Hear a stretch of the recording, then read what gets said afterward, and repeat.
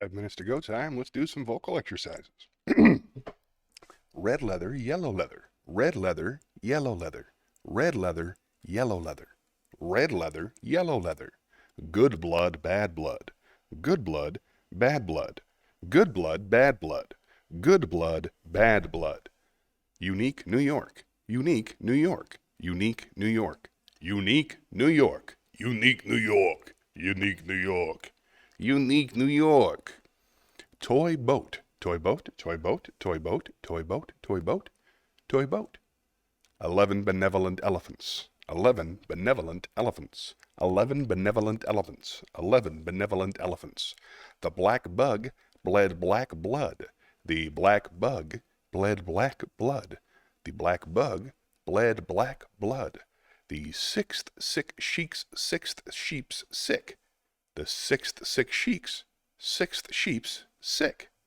The sixth sick sixth sheep's sick. Peggy Babcock, Peggy Babcock, Peggy Babcock, Peggy Babcock. I slit the sheet I slit, and on the slitted sheet I sit. I slit the sheet I slit, and on the slitted sheet I sit. I am a thistle sifter. I have 7 sieves of unsifted thistles, and 7 sieves of sifted thistles, for I am a thistle sifter. Relevant trumpeter. I am a thistle sifter. I have 7 sieves of unsifted thistles, and 7 sieves of sifted thistles, for I am a thistle sifter. Amidst the mists of fiercest frosts, with barest wrists and stoutest boasts, he thrusts his fists against the post, and still insists he sees the ghost. Amidst the mists of fiercest frosts, with barest wrists and stoutest boasts, he thrusts his fists against the post, and still insists he sees the ghost.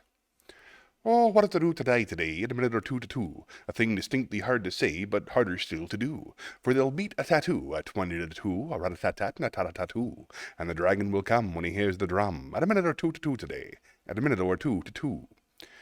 She stood on the balcony, inexplicably mimicking him hiccuping, and amicably welcoming him in. She stood on the balcony, inexplicably mimicking him hiccuping, and amicably welcoming him in. One hen, 2 ducks. 1 hen, 2 ducks, 3 squawking geese. 1 hen, 2 ducks, 3 squawking geese, 4 corpulent porpoises. 1 hen, 2 ducks, 3 squawking geese, 4 corpulent porpoises, 5 limerick oysters. 1 hen, 2 ducks, 3 squawking geese, 4 corpulent porpoises, 5 limerick oysters, 6 pairs of Don Alfonso's tweezers.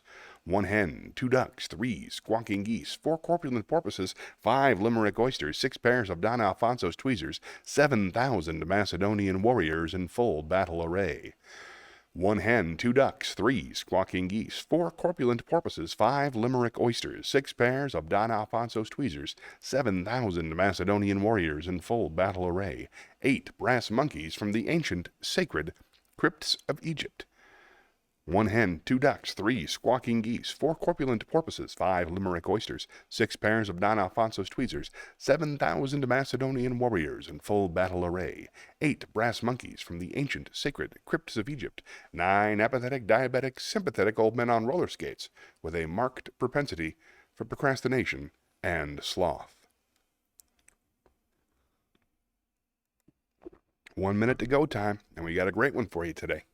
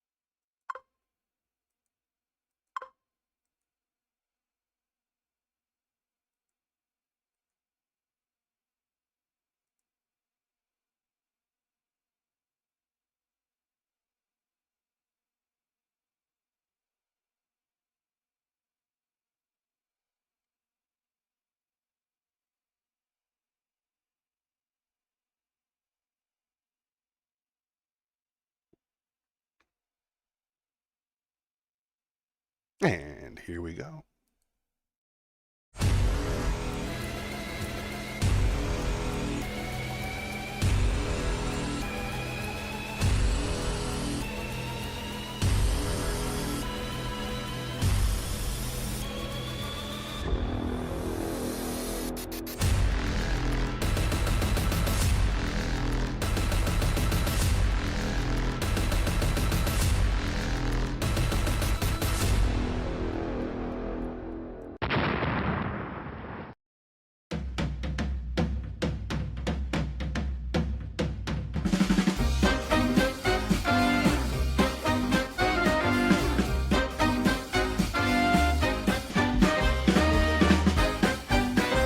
Good morning, world. I hope everybody's doing all right. Welcome to Johnny Millwater's Happy Place. I hope you're all feeling healthy, happy, rich, and pretty. I feel great. Get that better all the time. Had a lovely week. I'm in a lovely mood today, and I'm very excited about putting the show together for you. It's got a lot of good stuff. So let's check in our chat and see who's here.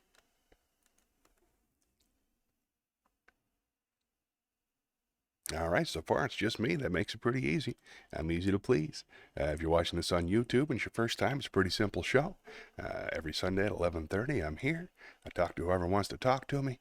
And if nobody wants to talk to me, I spin the wheel. And the wheel gives me a lot of options of fun things I enjoy doing for my content on TikTok and Instagram, like monologues and old comedy bits and stuff like that. As a matter of fact, let me show you how it works. Let's meet right now. Meet me at the wheel. You can see all our options right there.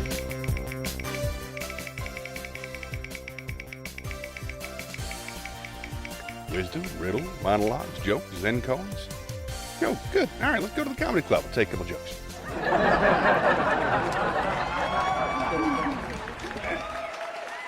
Let's start with something terrible, because that's how this generally goes. I got a lot of really bad jokes today, so let's do this one. Hey. Why do sweaters hang out together? Because they tend to be a plenty... Why do cardigan sweaters hang out together?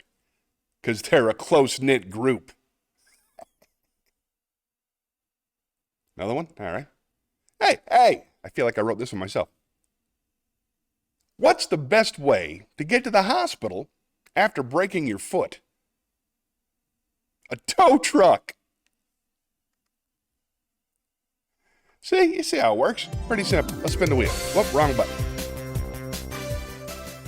Let's try again. There you go, wrong side.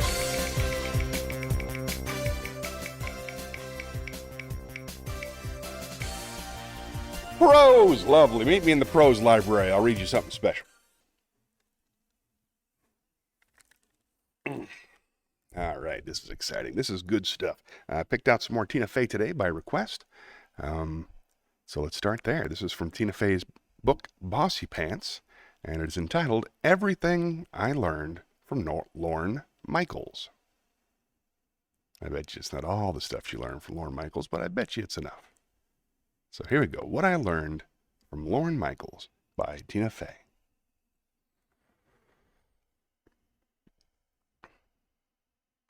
Things I learned from Lorne Michaels. Producing is about discouraging creativity. A TV show comprises many departments: costumes, props, talent, graphics, set design, dressing, transportation, and everyone in every department wants to show off their skills and contribute creatively to the show, which is a blessing.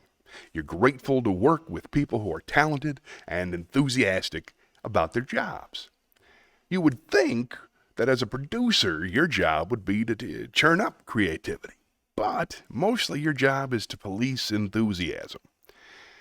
You may have an occasion where the script calls for a bran muffin on a white plate, and you end up with a bran cake in the shape of Santa Claus, sitting on a silver platter that says, "Welcome to Denmark." We just thought it would be funny. And then you have to find a polite way to explain that the character is Jewish, so her eating Santa's face might have negative connotations, and the silver tray, while beautiful, is giving a weird glare on camera. And maybe let's go with the bran muffin on a white plate. And then sometimes actors have what they call ideas. Usually it involves them talking more, or in the case of more experienced actors, sitting more. When actors have ideas, it's very important to get to the core reason behind their idea. Is there something you're asking them to do that's making them uncomfortable? Are they being asked to bare their midriff or make out with a Dick Cheney look-alike? For the record, I have asked actors to do both, and they were completely game. Rather than say, I'm uncomfortable breastfeeding a grown man who I just met today, the actor may speak in code and say something like, I don't think my character would do that, or I've hurt my back and I'm not coming out of my dressing room.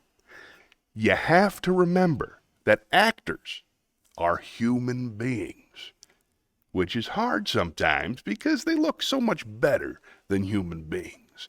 If there is someone in the room, is there someone in the room the actor is trying to impress? This is a big one and should not be overlooked. If a male actor is giving you a hard time about something, you must immediately scan the area for pretty interns. Number 2, the show doesn't go on because it's ready. It goes on because it's 11:30. This is something Lorne has said often about Saturday Night Live, but I think it's a great lesson about not being too precious about your writing. You have to try your hardest to be at the top of your game and improve every joke you can until the last possible second, and then you have to let it go. You can't be that kid standing at the top of the water slide overthinking it. You got to go down the chute. And I'm from a generation where a lot of people died on water slides, so this was an important lesson for me to learn. You have to let people see what you wrote. It will never be perfect, but perfect is overrated. Perfect is boring on live TV. What I learned about bombing as an improviser at Second City was that bombing is painful, but it doesn't kill you. No matter how badly an improv set goes, you will still be physically alive when it's over. What I learned about bombing as a writer at Saturday Night Live is that you can't be too worried about your permanent record. Yes, you're going to write some sketches that you love and are proud of forever. Your golden nuggets. But you're also going to write some real shit nuggets. And unfortunately, sometimes the shit nuggets will make it onto the air. You can't worry about it. As long as you know the difference, you can go back to penning for gold on Monday. That's what's so great about Will Ferrell. He would do sketches that were absolutely his voice, and what I assume he loved most. Sketches like Bill Brasky, Robert Goulet, Cowbell. But he would fully commit just as much to tap dancing next to Katie Holmes in the monologue. He's the Michael Caine of sketch comedy. He could be in something awful, and it would never stick to him. Number 3, when hiring, mix Harvard nerds with Chicago improvisers and stir. The writing staff of Saturday Night Live has always been a mix of hyper-intelligent Harvard boys like Jim Downey, Al Franken, Conan O'Brien, and gifted, visceral, fun performers like John Belushi, or Gilda Radner, Jan Hooks, Horatio Sands, Bill Murray, Maya Rudolph. Lorne somehow knew that too many of one or the other would knock the show out of balance. To generalize with abandon, if you had nothing but Harvard guys, the whole show would be commercial parodies about people wearing barrels after the 1929 stock market crash. Henderson's poverty barrels, replacing clothes since, despite being more expensive since right now. Formerly known as Flenderson's Pickles and Suspenders, a semiotic exegesis of jazz age excess and the failings of the Sherman Antitrust Act. If you had nothing but improvisers, the whole show would be loud drag characters named Vicky and Stacy screaming their catchphrase over and over. You kiss your mother with that mouth. Oh! Harvard boys and improv people think differently because their comedy upbringing is so different. If you're at the Harvard Lampoon, sitting in a castle with your friends, you can perfect a piece of writing to be exactly what you want. And you can avoid the feeling of red-hot flop sweat, especially because you won't even be there when somebody reads it. But When you're improvising 8 shows a week in front of drunk, meat-eating Chicagoans, you will experience highs and lows. You will be heckled. Or worse, you will hear your own heartbeat over the audience's silence. You will be bombing so hard that you will be able to hear a lady in the back put her gum in a napkin. You may have a point to make about the healthcare system in America, but you'll find out that you need to present that idea through a legally blind bus driver character or as an exotic dancer whose boobs are running for mayor. I'd like to see that sketch. Ultimately, you will do whatever it takes to win that audience over. Harvard is classic military theory. Improv is Vietnam. This is all to make the case that Harvard boys and Second City groundlings people make beautiful comedy marriages.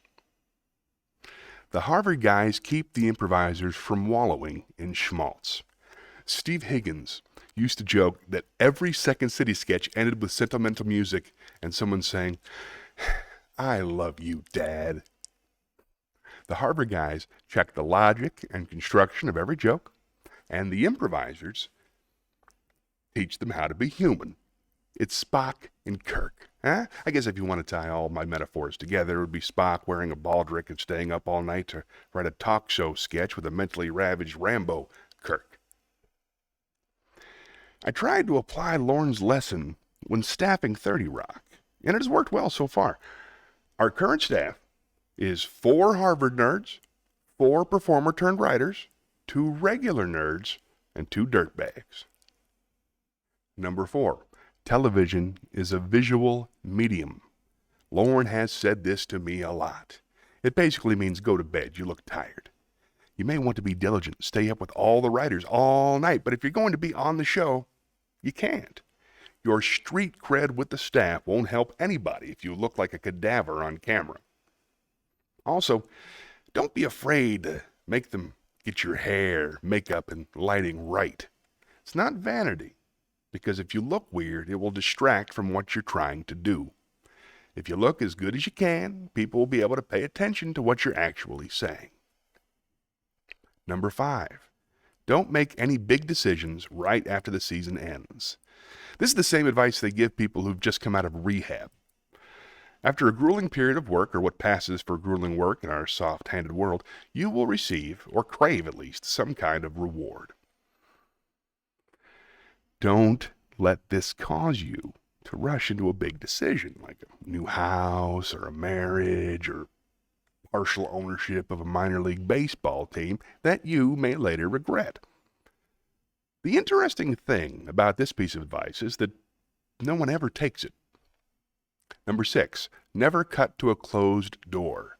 Lorne sighed this once in exasperation over some sketch I can't remember. The director had cut to a door a moment too early before the actor entered, and Lorne felt we lost the audience in that moment. This could mean a lot of things. Comedy is about confidence, and the moment an audience senses a slip in confidence, they're nervous for you and they can't laugh. Lorne would have preferred that the camera cut follow the sound of the actor knocking on the door, which is to say that the sketch should lead the cutting pattern, which is to say content should dictate style, which is to say that in TV, the writer is king. In its most extrapolated version, I think never cut to a closed door means don't forget about showmanship. Make the entrance well-timed and exciting. Make the set look pretty at Christmas time. Add some dancers. There's no harm in things looking fun, and you don't get extra credit for keeping things indie and grim. Or, and this is a distinct possibility, it doesn't mean anything and he was just in a grouchy mood. Number 7, don't hire anyone you wouldn't want to run into in a hallway at 3 in the morning. This one is incredibly helpful. We work long hours at these shows, and no matter how funny someone's writing sample is, if they are too talkative or needy or angry to deal with in the middle of the night by the printer, steer clear. That must be how I got through that first job interview. I was not dynamic, but at least I wasn't nuts. Number 8, never tell a crazy person he's crazy. While never stated overtly, this seems to be Lorne's practice. There were many times in my 9 years at the show when I couldn't understand why Lorne wouldn't just tell people to knock it off. Eccentric writers would turn in sketches that were 17 minutes long. Immature performers tried fits and tears when their sketch was later in the show than they liked. My every terrible instinct would have been to pull those culprits aside and scold them like a schoolmarm. Please explain to me why your sketch should get to be 3 times longer than everyone else's. Why won't you take the perfectly reasonable cuts I suggested? How dare you pitch a fit about what time your sketch is on? Some people don't get to be in the show at all. Do you think you're working harder than everyone else? We're all working hard. But there is not one management course in the world where they recommend self-righteousness as a tool. Lorne has an indirect and very effective way of dealing with the crazies. It is best described by an old joke that most people know from Annie Hall. A man goes to the psychiatrist and says, "Oh, my brother's gone crazy. He thinks he's a chicken." And the psychiatrist says, "Have you told him he's not a chicken?" And the man replies, "I would, but we need the eggs." Lorne knows that the most exhausting people occasionally turn out the best stuff. How do I explain the presence of crazy people on the staff if we're following rule number 7? Easily. These crazy people are charming and brilliant and great fun to see at 3 in the morning. Also, some people at the show arrive sane, and then the show turns them crazy. In fairness to others, I will use myself as an example.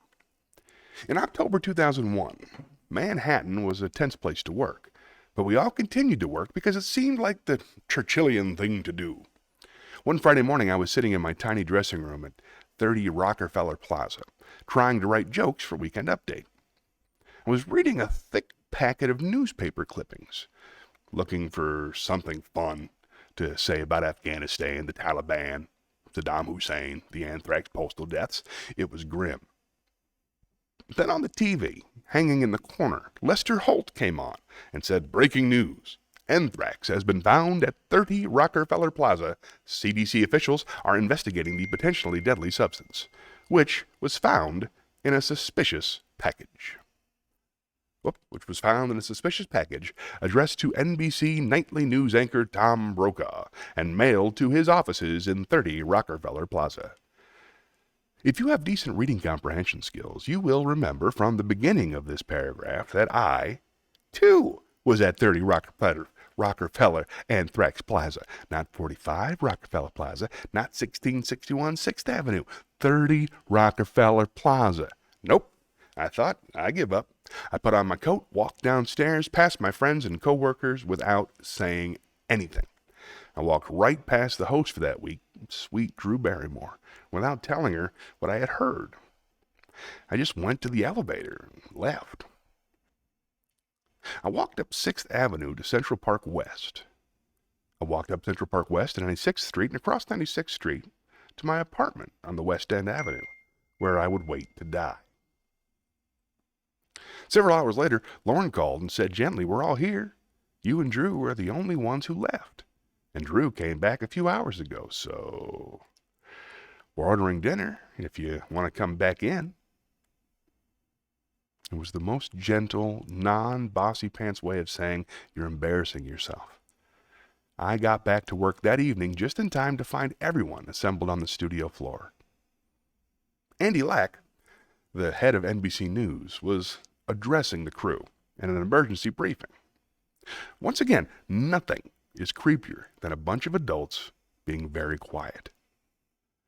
Mr. Lack explained that the envelope was found in the 3rd floor NBC News offices, so the CDC would be swabbing workers from the 2nd floor to the 6th floor, just to be safe. Remember all those fun catchphrases from 2001? You remember? Swabbing, cutaneous, Cipro, I am Zoolander. Some of our camera guys were irate that we on the 8th floor would not be swabbed. They occasionally filled in down in news. discussion got heated. As I watched from the audience balcony, I remember feeling tremendous affection for everyone there. I felt like we were a family, and that if we had to go, at least we'd all go together. I guess I forgot that just a few hours earlier I had booked it out of there, leaving all of them to die.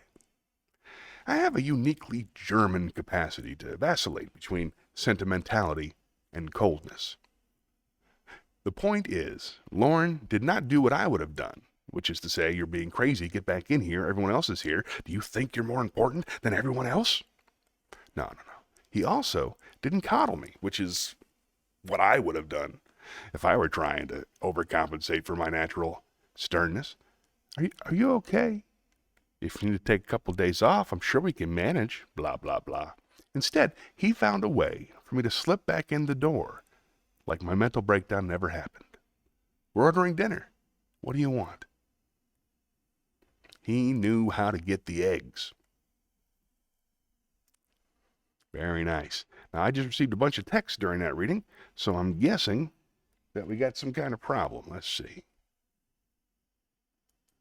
See if I can read that. Nope, nothing here. Shayna said, maybe there was a way. I've been on the chat for 20 minutes. Oh, good. And some other person. Well, I'll try. Thank you. Hold on. Oh, there it is. Yep, like suplex Zorro. That's awesome. Okay. I will reset the chat. Hold on. I got to find out who Suplex Zorro is. I'm so excited. Let's go to the chat, shall I? We'll figure this out.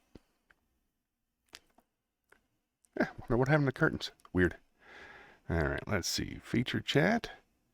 All Facebook chat. Let's do the fancy chat. Let's see. Refresh cache your current page.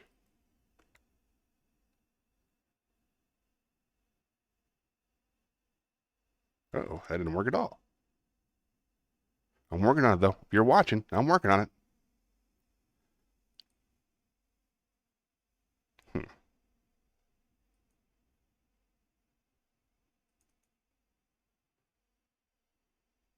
Sorry about the problems, folks. I'm glad to see you're still chatting. Well, I'll tell you what, I'm going to just open up the chat here. That's not so hard.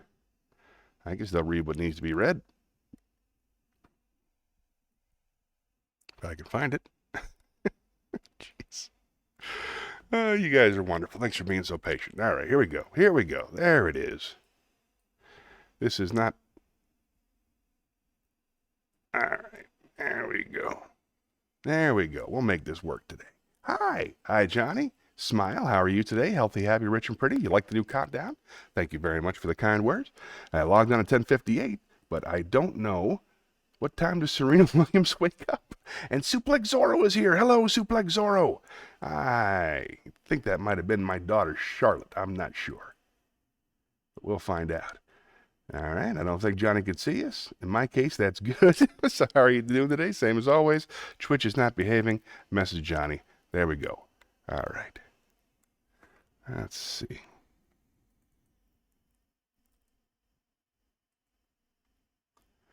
Got to be a way to make it work.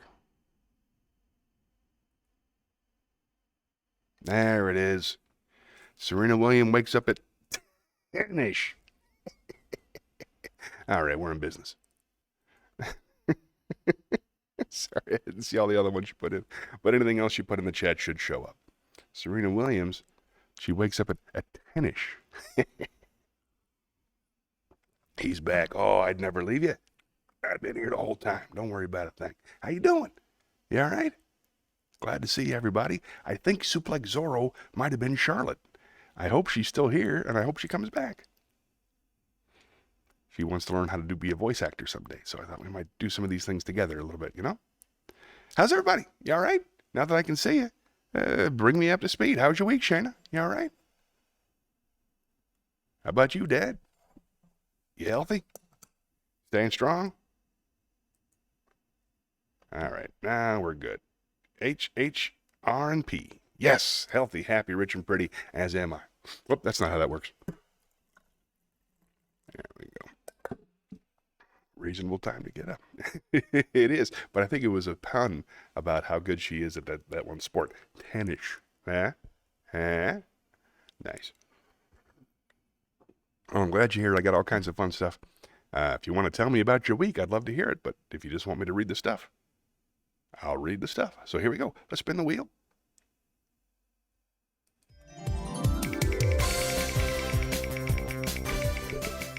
Ted's 2 out of 4. I think he's healthy. He's rich. I think he's pretty. Hope he's happy. I'd love to chat with Charlotte Rose too. I hope she comes back.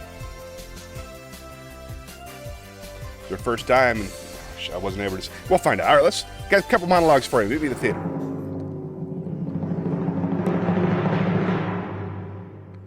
Let's see. I got one from Fargo, which is excellent, and one from Ted Lasso, which is the best. It's my favorite show. I watch it over and over and over again every morning now. So let's do this. This is a Fargo Season 2. It's a monologue about wheelbarrows.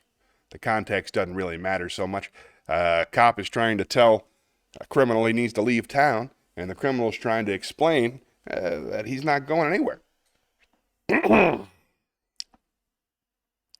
Check the shot real quick. Oh, there it is.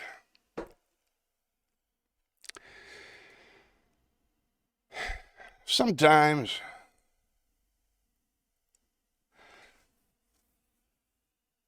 there's a man, just a man, works in the factory. One day the boss gets it in his mind that the man is stealing from him. So every night, the guard gate searches his wheelbarrow, but they never find anything. They pat him down, they strip him naked. Nothing. So he's not stealing, right? Of course he is. Wheelbarrows. He's stealing wheelbarrows. But my point is, sometimes the answer is so obvious you can't see it because you're looking too hard. See, we can't leave because we're the future. They're the past.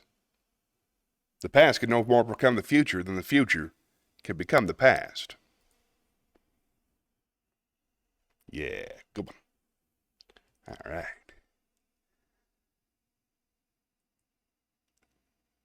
I watch Ted Lasso every morning. Yes, I do. I watch, I just finished the 3rd season finale again yesterday for the 3rd time through. I watch it every morning with my son, and before he wakes up, I wake up at 5:30 and I watch it. It's like a cup of coffee, man. It just fills my soul with joy. It's a terrific show. I absolutely love it. I don't care at all about sports. So there's that to consider. All right, let's spin the wheel.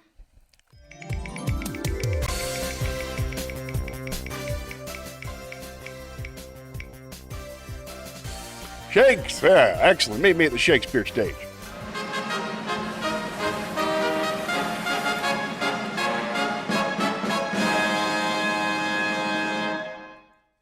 This is a monologue from A Comedy of Errors, from Act 3, Scene 2, and it's by William Shakespeare.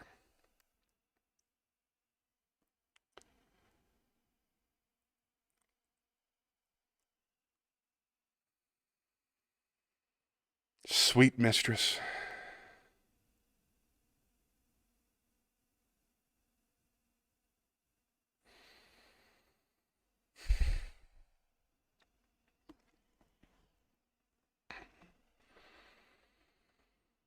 sweet mistress, what your name is else I know not, nor by what wonder do you hit of mine. Less in your knowledge and your grace you show not than our earth's wonder, more than earth divine. Teach me, dear creature, how to think and speak. Lay open to my earthly gross conceit, smothered in errors, feeble, shallow, weak, the folded meaning of your words' deceit. Against my soul's pure truth, why labor you to make it wander in an unknown field? Are you a god? Would you create me new? Transform me then, and to your power I'll yield. But if that I am I, then well I know your weeping sister is no wife of mine, nor to her bed no homage do I owe. Far more to you do I decline. Oh, train me not, sweet mermaid, with thy note to drown me in thy sister's flood of tears. Sing, siren, for thyself, and I will dote. Spread over the silver waves thy golden hairs, and as a bed I'll take thee, and there lie, in that glorious supposition, think he gains by death that hath such means to die. Let love, being light, be drowned if she sink.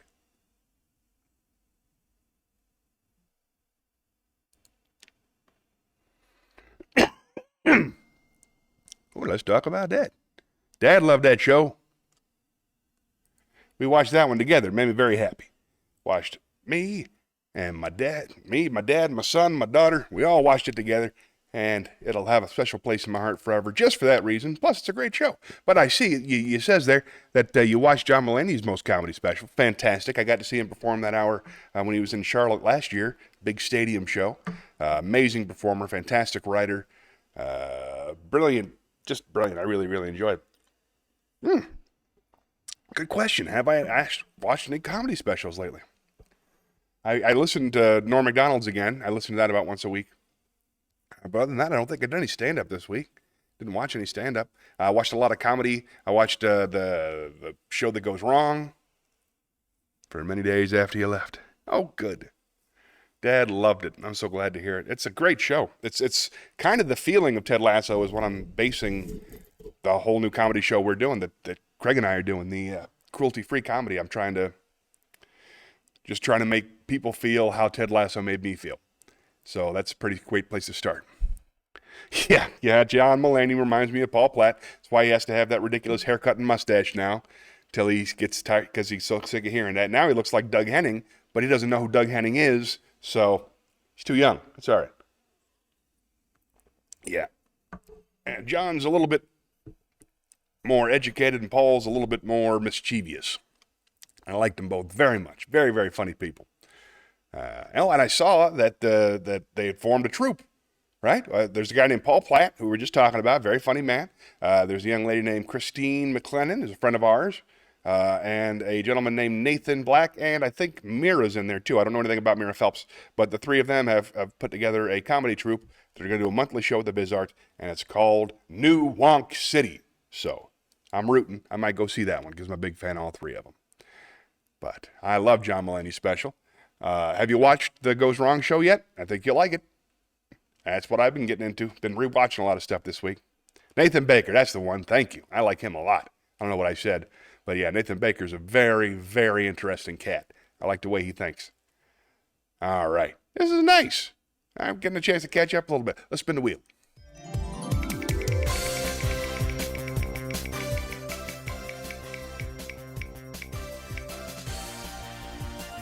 Poetry. Excellent.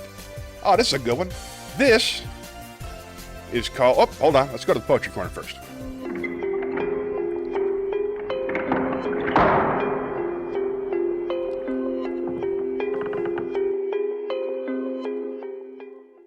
All right. Nathan Baker's awesome. Big fan. Big fan. All right, here we go. Let's do... I got two special ones. This is called How to Apologize by a woman named Ellen Bass. I like it a lot. I stumbled upon it, and I hope you enjoy it. How to Apologize by Ellen Bass. Cook a large fish. Choose one with many bones. A skeleton you will need skill to expose. Maybe the flying silver carp that's invaded the Great Lakes, tumbling the others into oblivion. If you don't live near a lake, you'll have to travel. Walking is best, and it shows you mean it, but you could take a train and let yourself be soothed by the rocking of the rails. It's permitted to receive solace for whatever you did or didn't do. Pitiful, beautiful human. When my mother was in the hospital, my daughter and I had to clear out the home she wouldn't return to. Then she recovered and asked, incredulous, "How could you have thrown out all of my shoes?" So you'll need a boat. You could rent or buy, but for the sake of repairing the world, build your own. Thin strips of western red cedar are perfect, but don't cut a tree. There'll be a demolished barn or downed trunk if you venture further. And someone will have a mill. And someone will loan you tools. The perfume of sawdust and the curls that fall from your plane will sweeten the hours. Each night, we dream 36 billion dreams. And one night we could dream back everything lost. So grill the pale flesh. Unharness yourself from your weary stories. Then carry the oily, succulent fish to the one you hurt. There is much to fear as a creature caught in time, but this is safe. You need no defense. This is just another way of knowing that you are alive.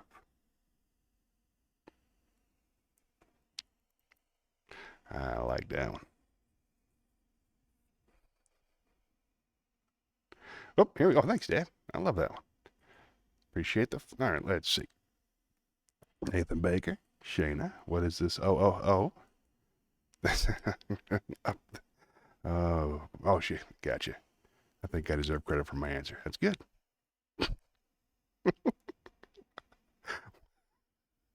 For the three hoes, the ho. One for each hoe. Santa jokes. Gotta love it. Gonna be writing some of those myself pretty soon. Let's spin the wheel.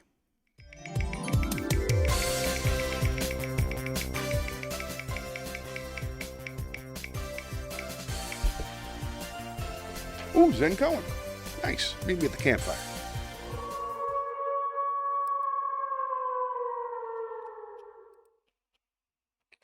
Got two good Zen Koans for today. This first one is Zen Koan number 97, and it's entitled Teaching the Ultimate.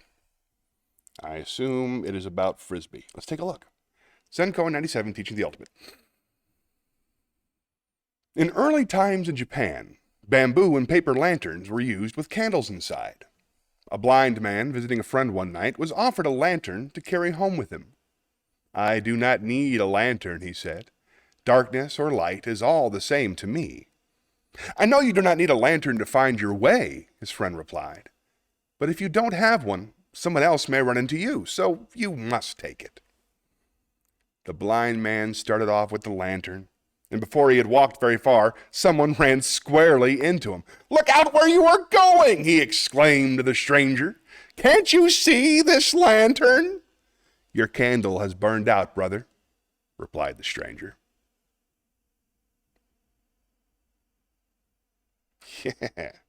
Yeah. So we can ho. Nice. All right. Spin the wheel again. Ho. I think he could take one ho to three different grades. Doesn't matter. Wisdom. Oh, good. Here. Let's lay down some wisdom from on high.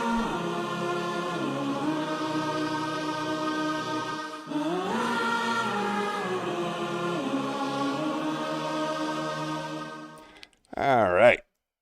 Let's see. Got some Bertrand Russell and some Alan Watts. Let's start with Bertrand Russell. That guy's cool. And Alan Watts gets way too much time on this show. So, I love him. All right. This, make sure this looks okay. It does. This is How to Be a Philosopher by Bertrand Russell.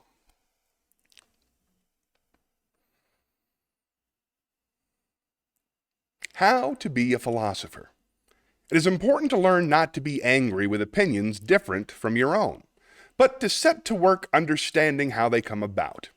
If, after you have understood them, they still seem false, you can then combat them much more effectually than if you would continue to be merely horrified. I'm not suggesting that the philosopher should have no feelings.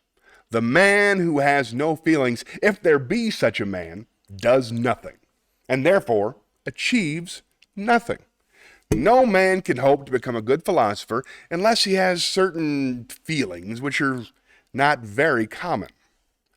A philosopher must have an intense desire to understand the world, as far as that is possible, and for the sake of understanding, he must be willing to overcome those narrownesses of outlook that make a correct perception impossible.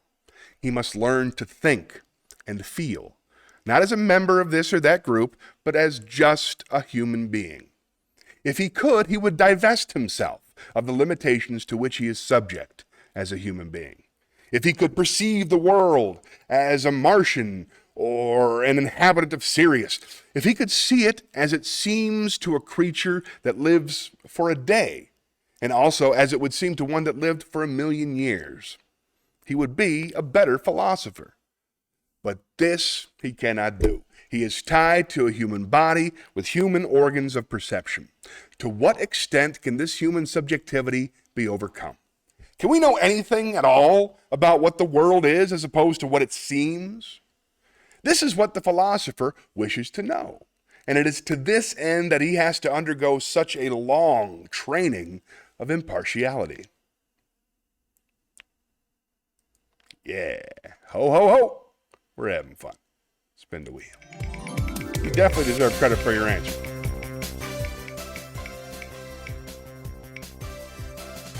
Nope, acapella. Yeah, let's sing a song.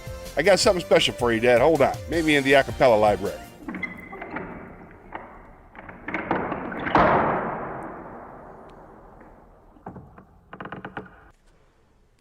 I have picked out a couple of songs by Peter, Paul, and Mary, which are my favorite folk group. My parents took them to see me live, and we watched a couple of their performances on VHS about 7,000 times. So I got two songs. I'm going to start with this one. This is for Dad. I know he loves this one.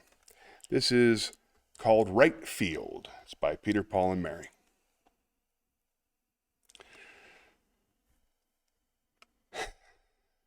Saturday summers when I was a kid. Whoop, let me get the headphone on.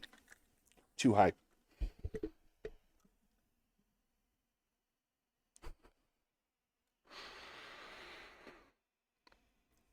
Saturday summers when I was a kid, we'd run to the schoolyard and here's what we did. We'd pick out the captains, we'd choose up the teams. It was always a measure of my self-esteem, 'cause the fastest, the strongest played shortstop and first.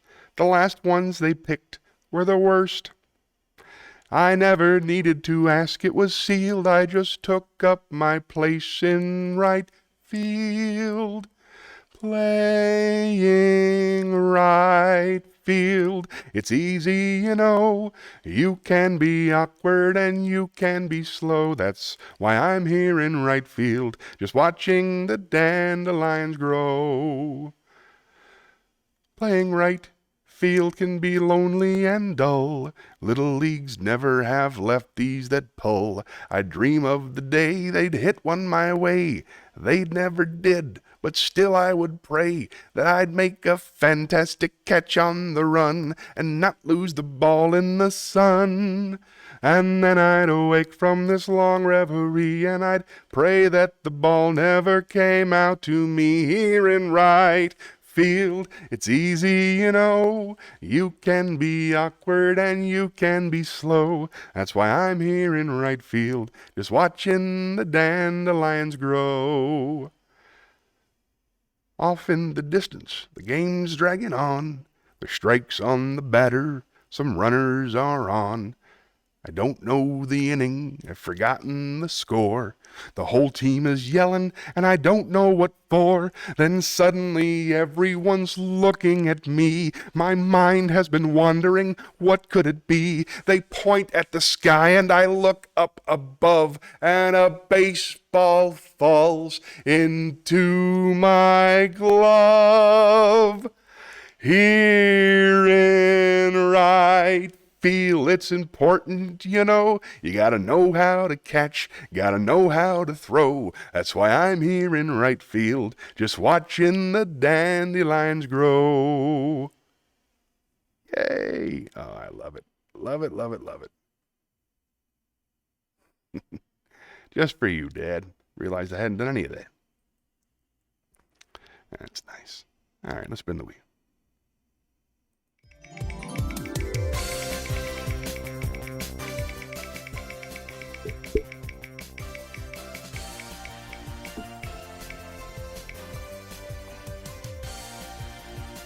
You. All right. Oh, nice. Roses and Thorns. Meet me at the chalet. Uh-oh. That's weird.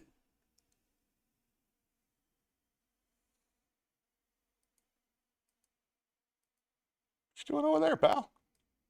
There you go. You're right there in the center. Huh. Weird. Many, many, many times. His password was 1Forest1. God. Oh. Oh, what's Forrest Gump's password? 1Forest1. Oh, goodness gracious me. Let's talk roses and thorns. How about we do roses and thorns real quick? My roses this week. My biggest rose was we all had dinner. My family, my wife and my kids and myself, we all went out for sushi. I think it was Wednesday night. And we stayed for 2 hours and we just talked and enjoyed each other's company. And it was just the closest I felt to the camp. Everybody was so funny and sweet and interesting and charming to be around. And I just felt such joy and pride and gratitude to be surrounded by such wonderful people all the time. And that was Wednesday night, and that was fantastic. It was the happiest I've been in a long time. Just looking around, I don't know why we eat food together quite a bit, but for some reason this one hit different, as the kids say. And that was a great joy. It's a great joy. Hurt my back. That's a thorn. What are your roses and thorns? Please tell me yours, for crying out loud. I'm trying to remember other stuff. Dog cleanup. The floor is completely destroyed. We had to get rid of our couch and one of our chairs this week. Made chicken. I don't know. That's enough for me. What about you? Roses, thorns. I want to hear all about it. Oh, great. We got something from Shayna. Thorn. That guy I told you about. He didn't want to meet me 65. Ghosted me. I had a feeling he might. That guy lacks flexibility, and I think you can do better. That's a thorn. I think in the long run it might be a rose. We'll find out. Tell me more. Dad, roses, thorns, what you been up to? Tell me some stories. All right, while you think about what to say, let's spin the wheel again. What do you say? All right. Rose, daughter coming, 14. Rose, daughter coming, 14. Yeah, we're coming on the 24th. Oh, good. We're coming on the 21st. That is, got it. Your daughter is coming on the 14th to sing you. I hope it's Kim or Stephanie. It's probably one of those two. And then Rose. And on the 21st, we're coming. That's a Rose. I get that now. Rose, I contacted after a week. He says he wants to try again, but I'm not sure I want to meet him now. I wouldn't. I don't trust this dude. I guess that's not much of a Rose. I don't know. It's good enough for me. I think you dodged a bullet. Pick somebody better. You're all right. You're a lovely, charming person.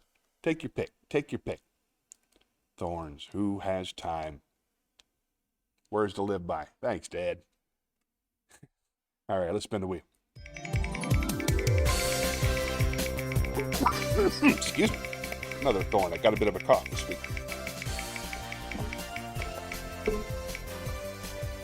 Joke! Nice. Meet me at the comedy club.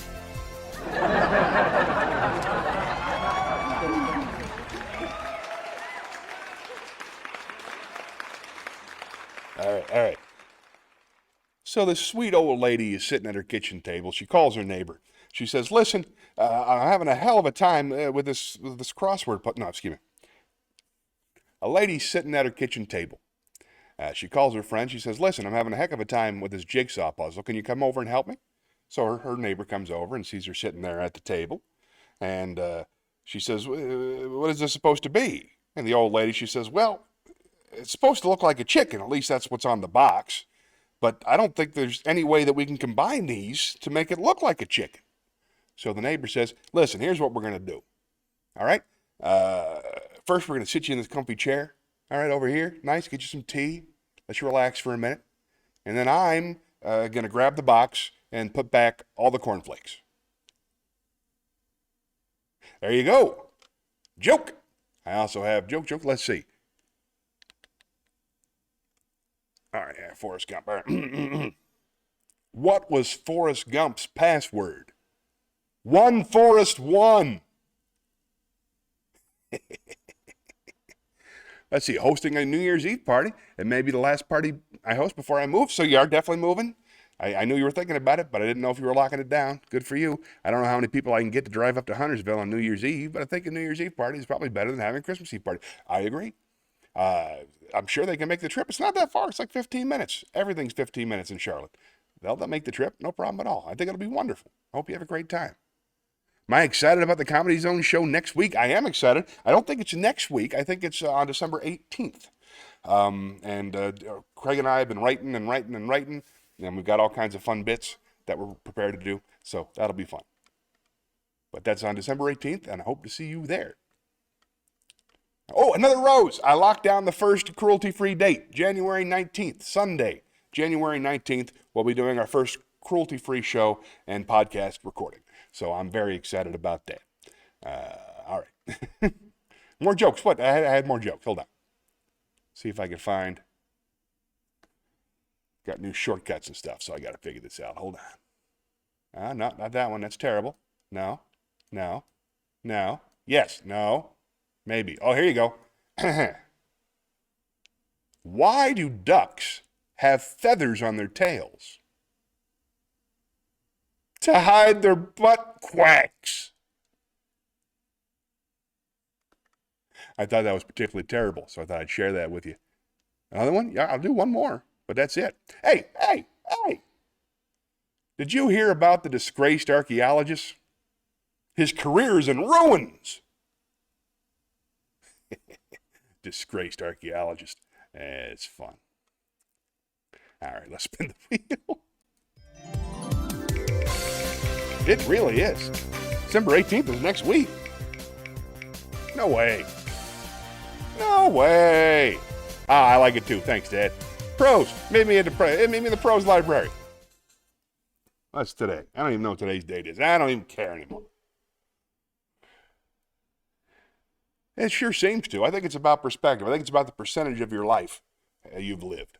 That's my guess. I don't know. Who has time? Thorns. All right. Oh, so this is for you, Dad. You got you some more George Carlin from his book, Napalm and Silly Puppy. Rose Hunter is here. Hello. I'm so glad you came. Welcome. Rose Hunter 2022, everybody, is my adoring daughter, Charlotte. I love her very much. You know Shayna, and J-Mill H2O is your granddad. So say anything you want to him. I'm so glad you're here. How's your day going? Thanks for coming. Today is December 8th. So plus 7 is 14, plus 4 more is next week. Hi, Charlotte Rose. I'm so glad you're here. I was just about to read something kind of heavy for Dad, and then we'll talk. How are you doing? Tell me everything about yourself. How was your week? Ask questions. Do whatever you want. I'm so glad you're here. All right, let me read this for you. This is by George Carlin. You remember him? I got his picture up on the wall. I love George Carlin. This is from his book, Napalm and Silly Putty, and it is entitled, it's a shorter piece, it's entitled Euphemisms, Shell Shock to PSD by George Carlin. And it's about euphemistic language. Earlier in the book, in the first section on this subject of euphemistic language, I mentioned several reasons we seem to employ so much of it.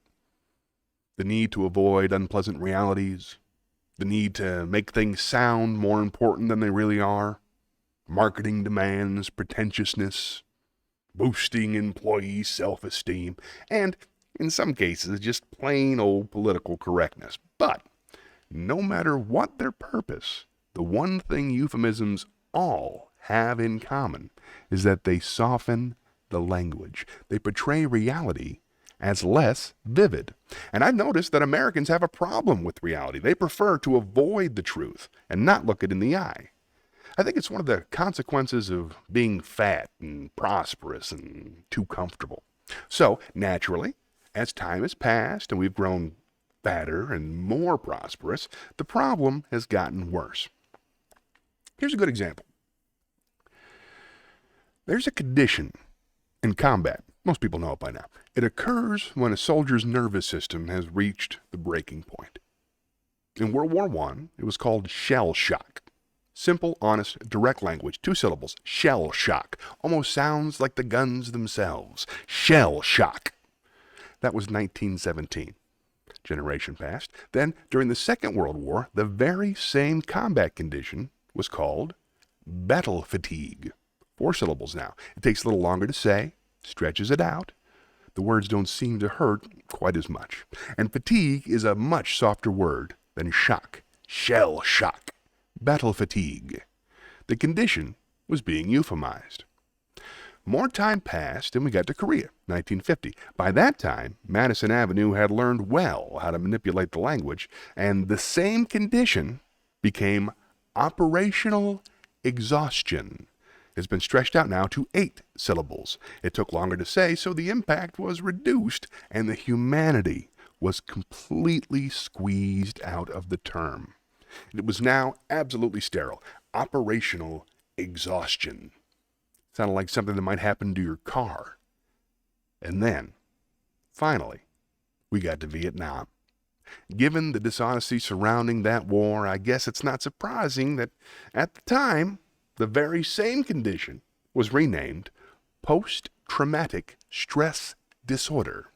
It was still 8 syllables, but a hyphen had been added, and at last, the pain had been completely buried under psycho jargon. Post-traumatic stress disorder. I'd be willing to bet anything that if we still called it shell shock, some of those Vietnam veterans might have received the attention they needed at the time they needed it. But it didn't happen, and I'm convinced one of the reasons was that softer language we now prefer. The new language. The language that takes the life out of life.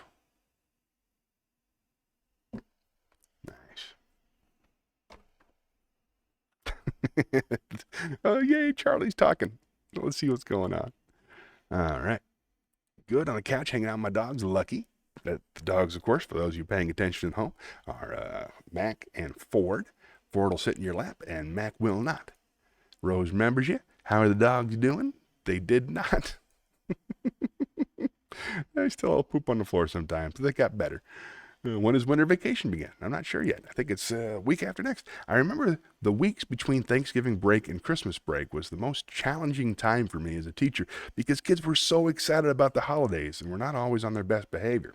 Charlotte's behavior has been really good. She's getting all A's and B's, lots of compliments. Our teachers love her. People's eyes light up when she walks in the room. She's doing pretty great. Hooray for you, Charlotte Rose. All right, let's keep the show going.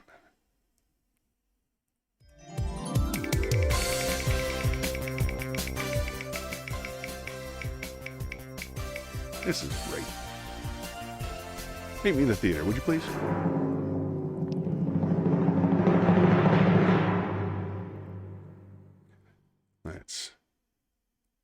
I got another monologue here. This is from Ted Lasso.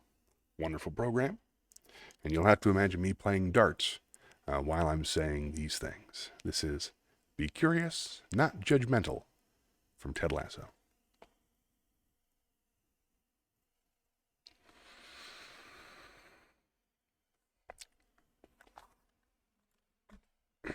Guys have underestimated my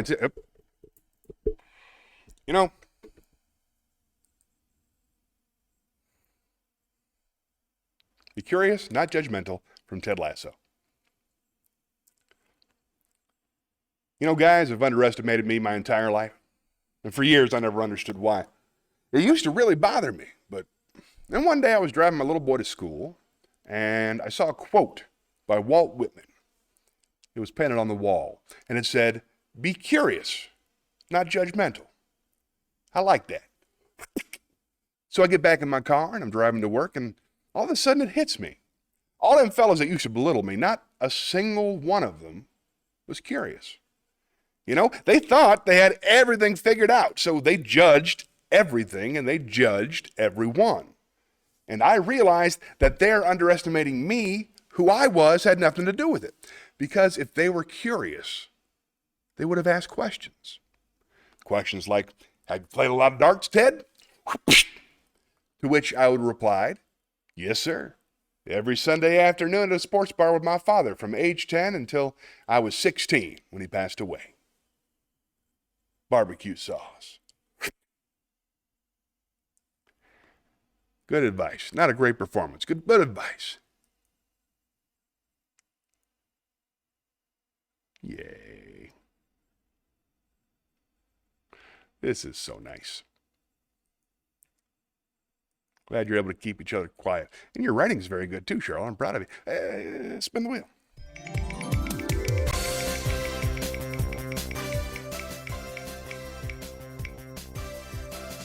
Shakespeare, Meet me at the Shakespeare stage, would you?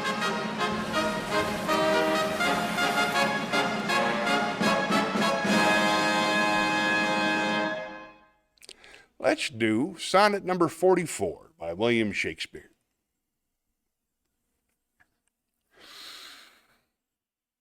If the dull substance of my flesh were thought, injurious distance should not stop my way.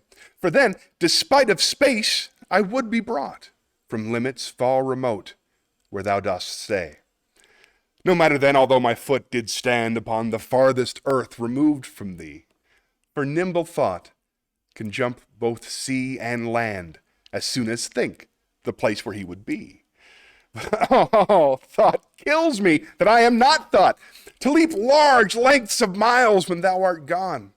But thou so much of earth and water wrought, I must attend time's leisure with my moan, receiving naught by elements so slow, but heavy tears, badges of either's woe. Badgers? Seems like it would be badges. Yep, badges. I said badgers. We'll fix that in post. Badges of either's woe. I'll fix that up. Don't even worry about it. Badgers. That's a whole different thing. This is lovely. Hey, Charlotte, you have any requests? Is there anything I can do for you?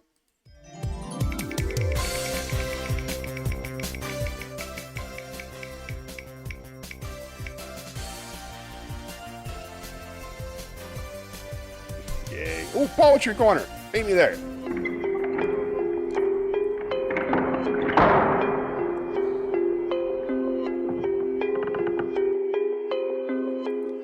I'm very excited about this one. We don't need no stinking badgers. Thanks, Dad. See if anybody notices on the TikTok. This is great. I been feeling very grateful lately, and I've been thinking a lot about gratitude. I'm going to be writing a song about gratitude next month for the next show. And I Googled gratitude poems, and this is my favorite one that came up. I hope you enjoy it. You know, I'm going to try this. So thing's not on my... There we go. This is a song of praises by Robert Siegel.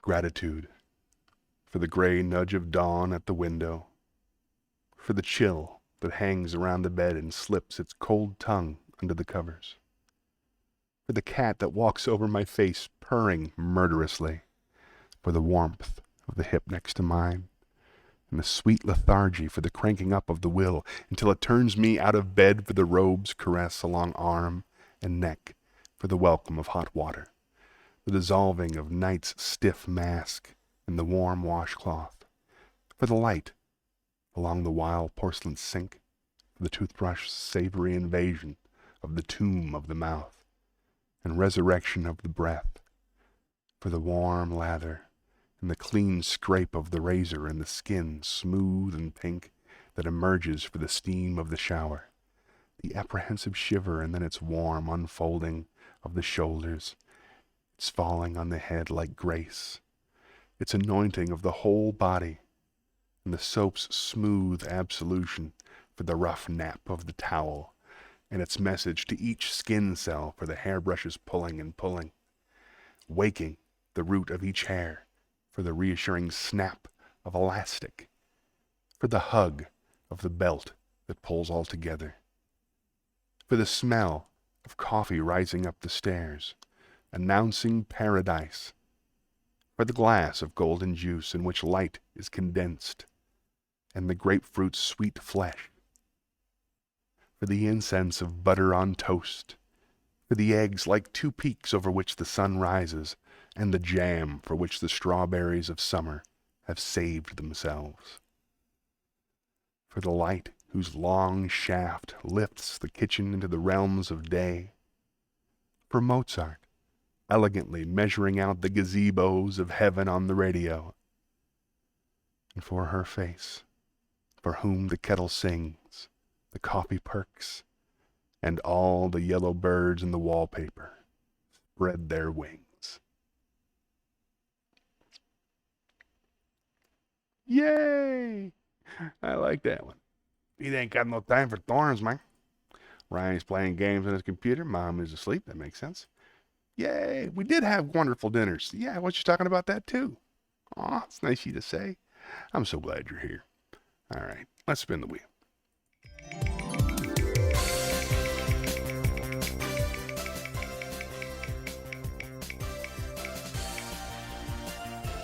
Zen Koan. Thanks. Meet me at the campfire.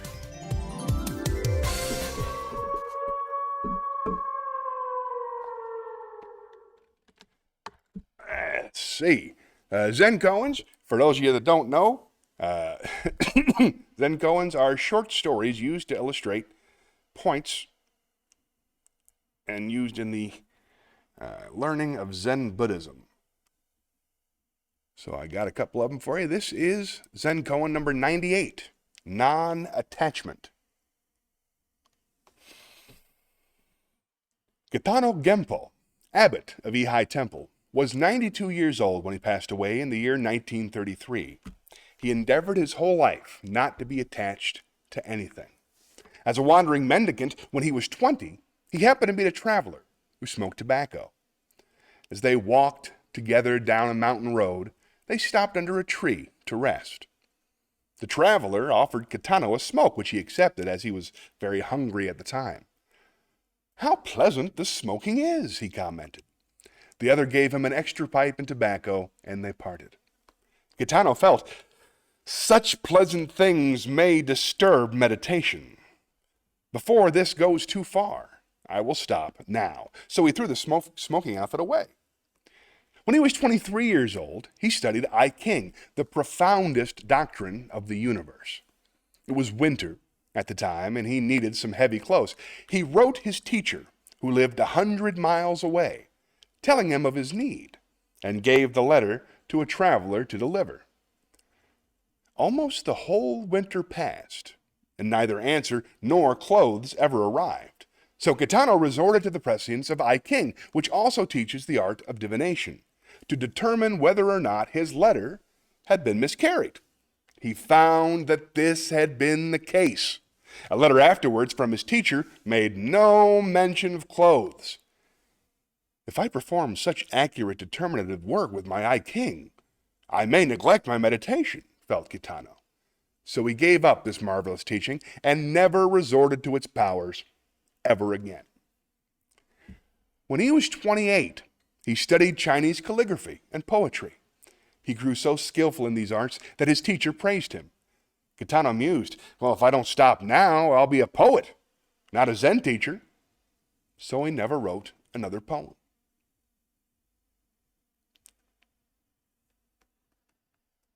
Nice. See? Don't get too attached to anything. Keep moving. Keep moving. Dad's got that non-attachment covered. Good, good. I do practice Buddhism, as a matter of fact.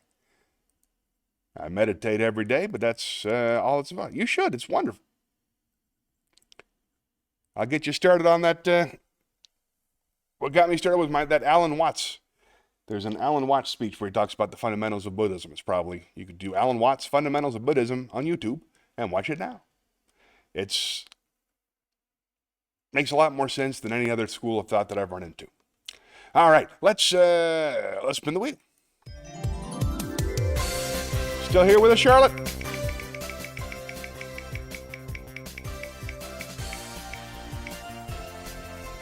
Wisdom. Nice. Let's lay down some wisdom from on high.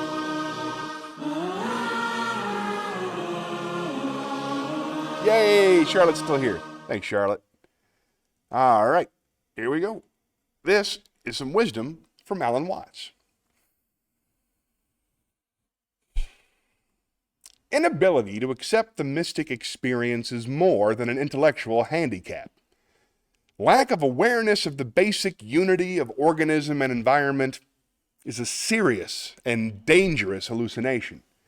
For in a civilization equipped with immense technological power, the sense of alienation between man and nature leads to the use of technology in a hostile spirit, to the conquest of nature instead of intelligent cooperation with nature.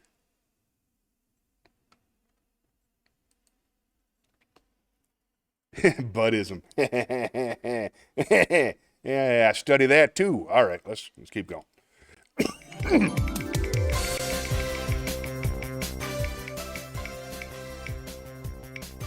Oh no! Acapella. All right, meet me back at the library. I hit the wrong button. Will I be able in time to find what I am looking for? Here we go. We're looking for Johnny's Happy. Oh, this is yeah, the footsteps are coming. This is a song.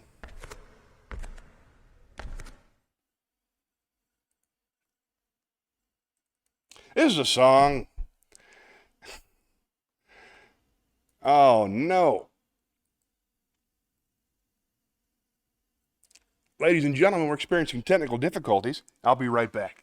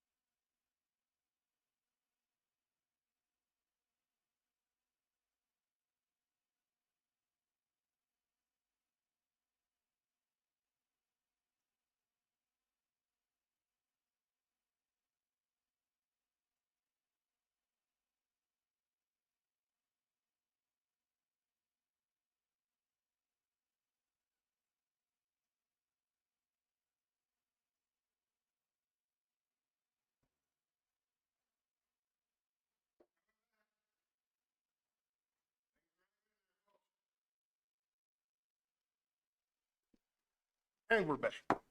Didn't expect that, did you? Nobody typed anything in the chat the whole time I was gone. I don't think anybody noticed that I left. Okay, we're in the clear. Let's sing a song. Now I have one that I want to sing just for you, Charlotte. It's one the Dad used to sing to me. It's one of my all-time favorites. Just find it real quick. Today is the 8th, is it not? Good, good. Glad I did it this way. All right. This is Puff the Magic Dragon. Hope you enjoy it.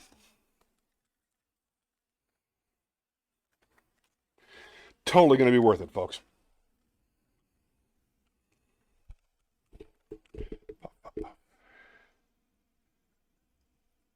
I don't know what that liquid sound is. I think some kind of leak nearby. We'll find out. All right, here we go. This is harder to find than I thought. Here it is. Puff the Magic Dragon, Peter, Paul, and Mary. Puff the Magic Dragon. Whoops, start over.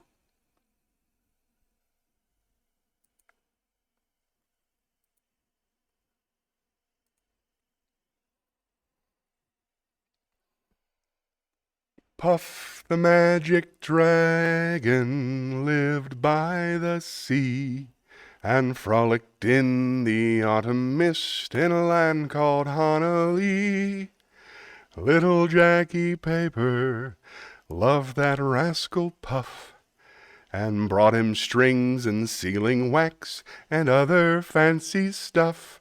Oh, Puff the Magic Dragon lived by the sea and frolicked in the autumn mist in a land called Honolulu. Puff the Magic Dragon lived by the sea and frolicked in the autumn mist in a land called Honolulu. Together they would travel on a boat with billowed sail. Jackie kept a lookout perched on Puff's gigantic tail. Noble kings and princes would bow whene'er they came. Pirate ships would lower their flags when Puff roared out his name. I am Puff, oh Puff, the magic dragon, lived by the sea and frolicked in the autumn mist in a land called Honolulu. Puff, the magic dragon, lived by the sea and frolicked in the autumn mist in a land called Honolulu. A dragon lives forever, but not so little boys. Painted wings and giant's rings make way for other toys. One gray night it happened, Jackie Paper came no more, and Puff, that mighty dragon, he ceased his fearless roar. His head was bent in sorrow, green scales fell like rain. Puff no longer went to play along the cherry lane. Without his lifelong friend, Puff could not be brave. So Puff, that mighty dragon, sadly skipped into his cave. Oh, Puff, the magic dragon, lived by the sea and frolicked in the autumn mist in a land called Honolulu. Oh, Puff, the magic dragon, lived by the sea and frolicked in the autumn mist in a land called Honolulu. Go. Not getting any new comments. That can't be right. Well, let's go to the chat, shall we?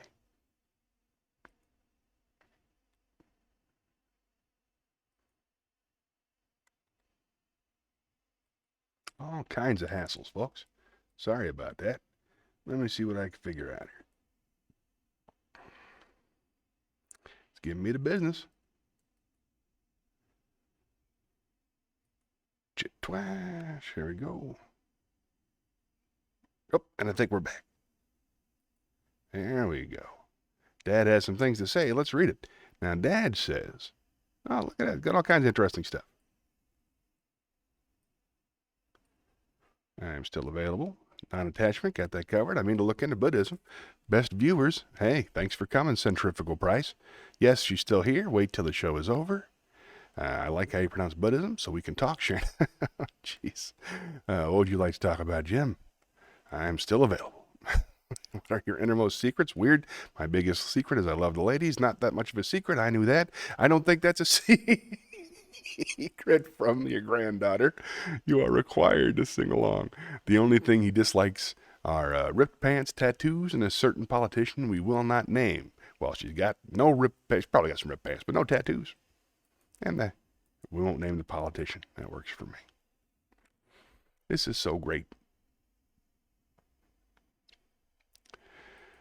I appreciate you guys tuning in. I'm going to go ahead and check out. I think I'm all done. I got all the things I need to record. Are there any requests? I'm trying to figure out where we could put Charlotte into the big show. I think Charlotte could be in charge at the very beginning. She could go, Johnny's Happy Place. And that'll be awesome. I'll record that. And I think she might also be really good at saying, spin the wheel. I think that'd be really fun to use her voice for that. Charlotte wants to be a voice actor when she grows up, and I'm trying to learn how to do it myself, so I thought maybe we could practice together. You know? That'd be fun. Well, looks like we're out of time, and I understand that. Let's say goodnight.